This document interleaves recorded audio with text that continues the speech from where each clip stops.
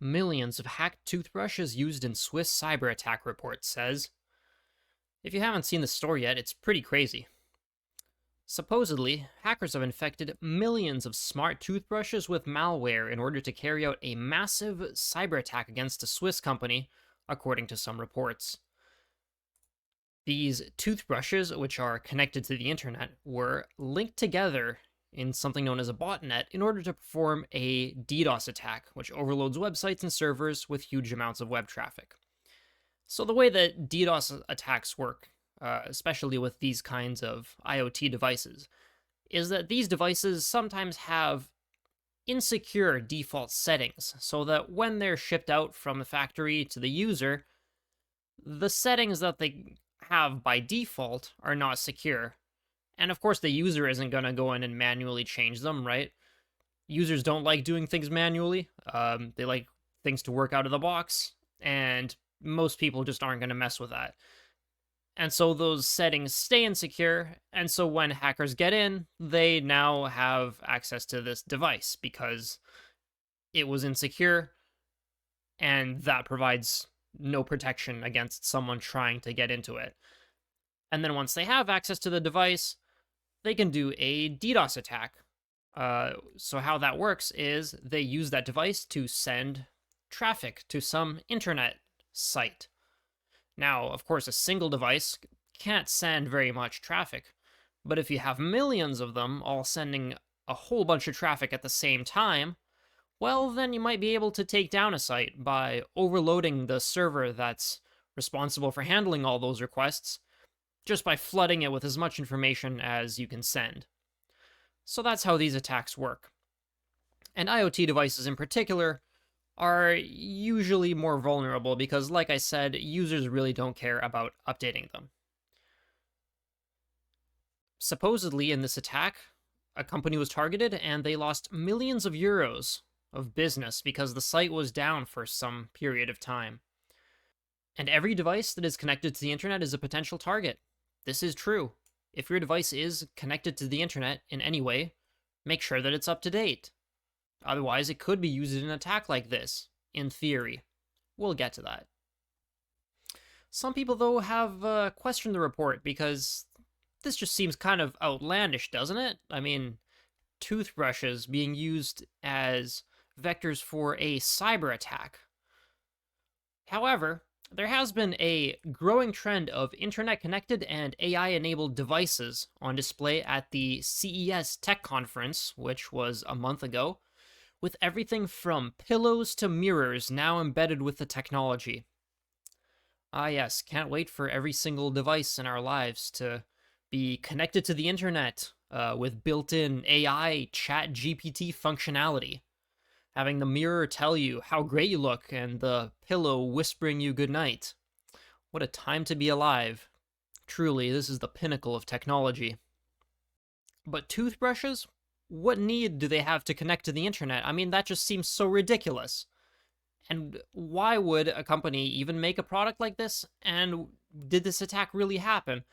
Well, it looks like the answer is probably not. However, it could happen. Ooh. No, so it turns out that this report that was supposedly of a true event that happened, as reported by this Swiss newspaper, it actually didn't happen. The security company, Fortinet, is admitting that mistakes were made, and that this wasn't actually an account of any real events, but rather a proposed hypothetical scenario. And I quote, "The narrative on this topic has been stretched to the point where hypothetical and actual scenarios were blurred." And this led to some pretty funny responses, like this one from Malwarebytes. How to tell if your toothbrush is being used in a DDoS attack. It's not. By Mark Stockley. This isn't the first time this kind of hypothetical scenario was mistaken for a real issue. And I think I can see why, right? People want to see these kinds of stories because it gives them something to point at, right? It's this big boogeyman that you can say, oh, look how ridiculous this thing is, you know?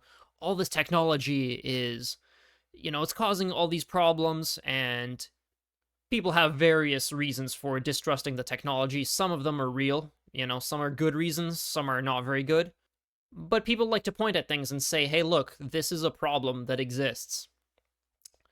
Just as another example, there's a story somewhat recently about a U.S. Air Force colonel who had this warning about how AI could go rogue and kill its human operators.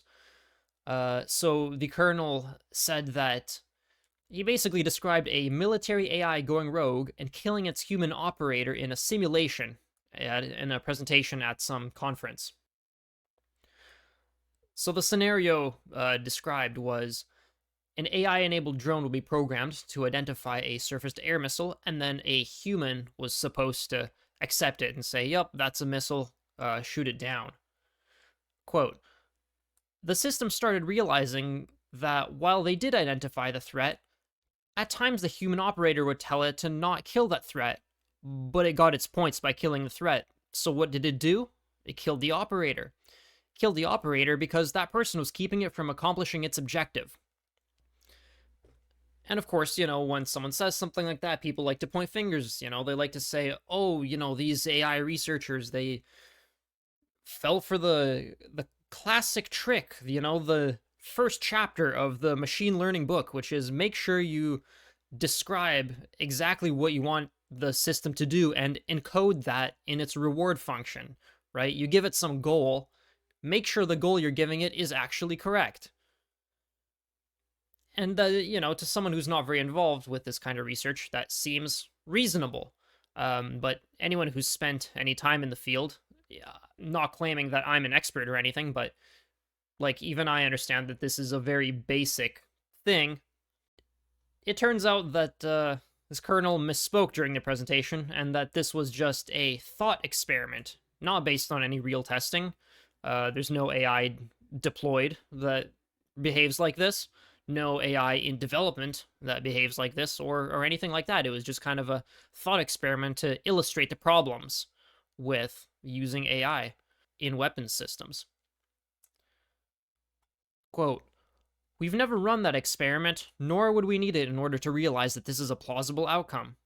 Despite this being a hypothetical example, this illustrates the real-world challenges posed by AI-powered capability." So what's the moral of the story here? Well, I think it's important to just let experts weigh in on issues like these and not take these crazy headlines at face value all the time, because some of them, of course, will be true, inevitably, but others are sensationalized and really just come from misunderstandings, which, it happens. But also, don't let your toothbrushes connect to the internet. That's just a step too far.